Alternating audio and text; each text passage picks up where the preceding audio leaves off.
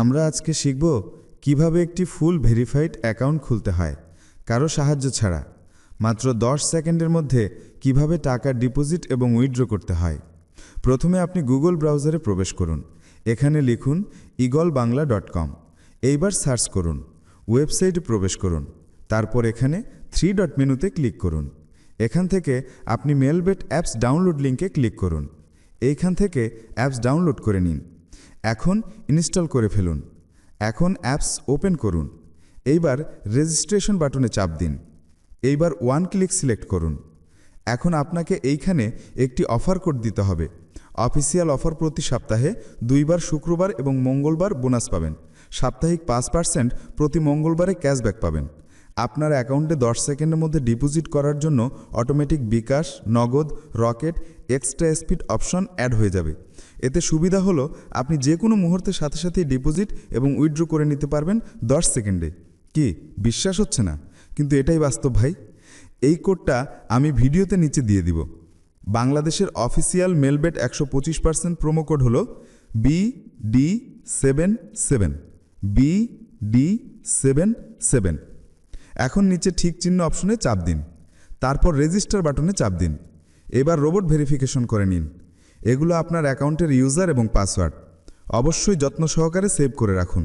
এগুলো ছাড়া আপনি অ্যাকাউন্টে প্রবেশ করতে পারবেন না। বুঝতেই পারছেন এগুলো কতটা গুরুত্বপূর্ণ। এইবার নেক্সট অপশনে চাপ দিন। এখন আমরা অ্যাকাউন্টের বাকি কাজ সম্পূর্ণ করব।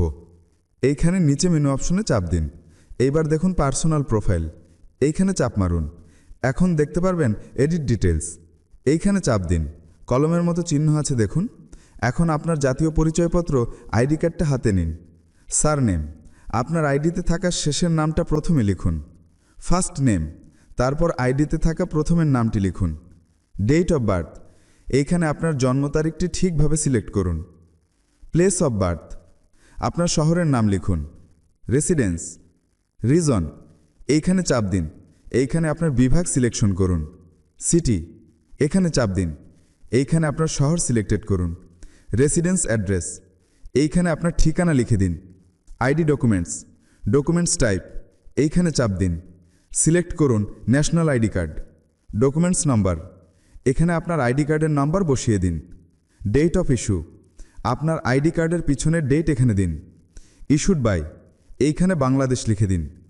এইবার সেভ অপশনে চাপ দিন। ওকে করে দিন। সাকসেসফুল।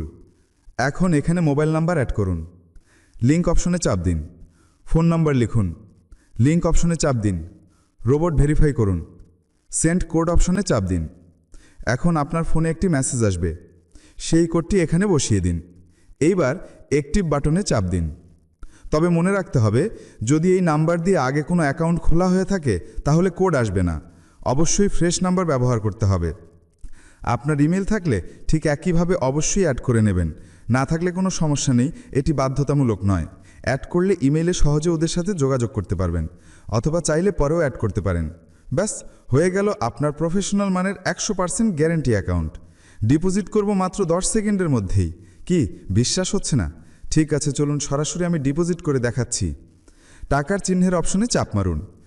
বিকাশ, নগদ, রকেট সবগুলোই একই নিয়মে আপনি ডিপোজিট করতে পারবেন। আমি যে কোনো একটা দিয়ে দেখিয়ে দিচ্ছি। ধরুন আপনি বিকাশ দিয়ে টাকা ঢুকাবেন, তাহলে এখানে দেখুন বিকাশ ফার্স্ট এই অপশনে চাপ দিন। এখন আপনি কত টাকা ঢুকাবেন সেই টাকার অ্যামাউন্ট লিখুন। এইখানে আপনার বিকাশ নাম্বার লিখুন। এবার নেক্সট অপশনে চাপ মারুন। তারপর লোডিং হবে, একটু অপেক্ষা করুন। এইখানে আপনার বিকাশ নাম্বার লিখুন। এইবার দেখুন আপনার নাম্বারে একটা কোড এসেছে, সেটা এখানে বসিয়ে দিন। তারপর কনফার্ম অপশনে চাপ দিন। এখন আপনার বিকাশ পিন নাম্বার দিন। এখন কনফার্ম করে দিন। পেজ লোডিং হবে, একটু অপেক্ষায় থাকুন। Deposit successful. ব্যাস আপনার টাকা চলে এসেছে। অনেকে প্রশ্ন করেন, যেই নাম্বার দিয়ে অ্যাকাউন্ট খুলেছেন সেই নাম্বার দিয়ে ডিপোজিট করতে হবে কি না? উত্তর, না, আপনি যে কোনো নাম্বার দিয়ে ডিপোজিট করতে পারবেন। ধরুন অ্যাকাউন্ট খুলেছেন একটা নাম্বার দিয়ে, ডিপোজিট করতে চান আপনার অন্য আরেকটা নাম্বার থেকে, কোনো সমস্যা নেই। কিন্তু শর্ত হলো যেই নাম্বার থেকে টাকা ঢুকিয়েছেন সেই নাম্বার দিয়েই টাকা বের করবেন। চলুন দেখাই টাকা কিভাবে বের করবেন। এইখানে চাপ দিন। এইবার এইখানে চাপ মারুন। দেখুন উইথড্র অপশন, চাপ মারুন। যেই অপশন দিয়ে ডিপোজিট করেছিলেন সেটা খুঁজে বের করুন।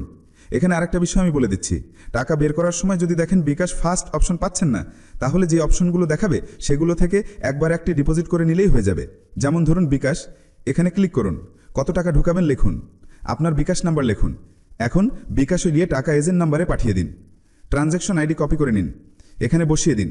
ব্যাস, এখন ভালো করে দেখে নিন টাকার সংখ্যা, নাম্বার এবং ট্রানজ্যাকশন আইডি ঠিক আছে কিনা। কনফার্ম করে দিন। উইথড্র অপশনে চাপ দিন। কত টাকা বের করবেন লিখুন, নিচে আপনার বিকাশ নাম্বার লিখুন। কনফার্ম করুন। এখন আপনার মোবাইলে একটি এসএমএস আসবে, যেই নাম্বার দিয়ে অ্যাকাউন্ট খুলেছেন সেই নাম্বারে আসবে।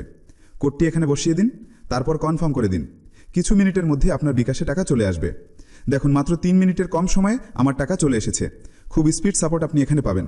কিছু বিষয়ে সতর্কবার্তা বা উপদেশ অবশ্যই মেনে চলার চেষ্টা করবেন। 1. গুগল 2 ফ্যাক্টর অতিরিক্ত সিকিউরিটি কখনো অ্যাড করবেন না। 2.